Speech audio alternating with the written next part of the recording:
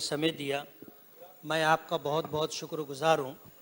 Home ministry से मुताल्लिक मुझे अपनी बात रखनी है। मेरी कॉन्स्टिटेंसी मालेगांव सेंट्रल 114 में लॉ एंड ऑर्डर के हालात बहुत ज़्यादा ख़राब हैं और उसकी ख़राबी की वजह यह है कि बहुत बड़े पैमाने पर मेरी कॉन्स्टिटेंसी में ड्रग का नशा आवर चीज़ों का कारोबार हो रहा है, जिसमें गांजा है, अफीम है, कुत्ता गोली है, एमडी है और इन जैसे नशा आवर चीज़ों का कारोबार बड़े पैमाने पर होने की वजह से मेरी कॉन्स्टिटेंसी के अंदर मर्डर के 9 हादसात साल 2020 से अब तक मर्डर के 2, हाफ मर्डर के 14, बलात्कार के 11, एक डकैती, जबरी चोरी 14, घर फोड़ी 41, चोरी के 91, 19 दंगे, आत्महत्या के 9 घटना हो चुकी है। और इस सिलसिले के अंदर डिपार्टमेंट से बार बार बात करने के बाद भी कोई कार्रवाई होती नजर नहीं आ रही है और नशे का कारोबार करने वाले जो लोग हैं, ऐसा लगता है कि डिपार्टमेंट की तरफ से कहीं ना कहीं उनको छूट दी जा रही है, जिसकी वजह से ये कारोबार बढ़ता जा रहा है। हालात खराब होने की वजह से आज हफ्ता भर काम करने वाला मजदूर जब अपनी तनख्वाह लेकर के जाने लगता है तो उसे कटर मार करके उससे उसके हफ्ते भर की कमाई छीन ली जाती है।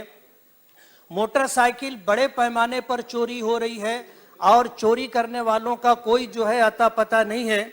ऐसे हालात के अंदर मैं आपके तवस्सुत से हमारे होम मिनिस्टर साहब से ये गुजारिश करूंगा कि शहर के हालात जिस तरह बिगड़ते जा रहे हैं उसको कंट्रोल में लाने के लिए कुछ न कुछ हमारी तरफ तवज्जो देनी चाहिए। दूसरा विषय मैं हेल्थ डिपार्टमेंट से मुताल्लिक रखना चाहता हूं।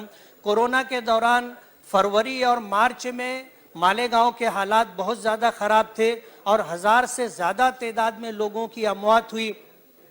उस मौके पर हमारे हेल्थ मिनिस्टर राजेश टोपे साहब ने मालेगांव का 2 मरतबा दौरा किया और उनके तवस्सुत से मालेगांव को काफ़ी राहत मिली है। मैं इस सिलसिले में आपके तवस्सुत से राजेश टोपे साहब का, सरकार का बहुत बहुत शुक्रगुजार हूँ। सार्वजनिक बांधकाम डिपार्टमेंट से मुताल्लिक मुझे जो बात कहनी है कि आज से 20-21 साल पहले मालेगांव बाईपास हाईवे बनाया गया था, लेकिन सर्विस रोड, अंडरग्राउंड रास्ता और फ्लाईओवर न होने की वजह से आज 20 साल में तकरीबन 455 लोग और 1262 लोग रोज रोड क्रॉस करते हुए जख्मी हुए। इस सिलसिले में आपके माध्यम से मेरी सरकार से ये गुजारिश है कि 20 साल का अरसा गुजर जाने के बाद भी सर्विस रोड नहीं है, अंडरग्राउंड रास्तों की सहूलत नहीं है और जहां फ्लाईओवर होना चाहिए था वहां फ्लाईओवर नहीं है। उसकी वजह से 455 लोगों की मौत हो चुकी है। सरकार को इस तरफ तवज्जो देनी चाहिए। और इसी तरह जो है हेल्थ डिपार्टमेंट से मुताल्लिक मुझे जो बात कहनी है कि मालेगांव सार्वजनिक हॉस्पिटल के एरिए में महिला बाल रुग्णालय को सरकार ने मंजूरी दी है और 36 करोड़ रुपए का बजट मंजूर किया है।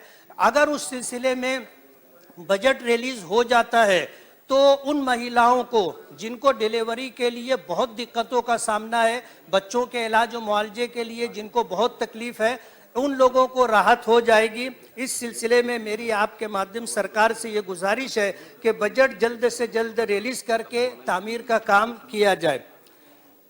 मालेगांव एक टेक्सटाइल सिटी है और रोजगार का सबसे बड़ा जरिया यही पावरलूम और टेक्सटाइल है।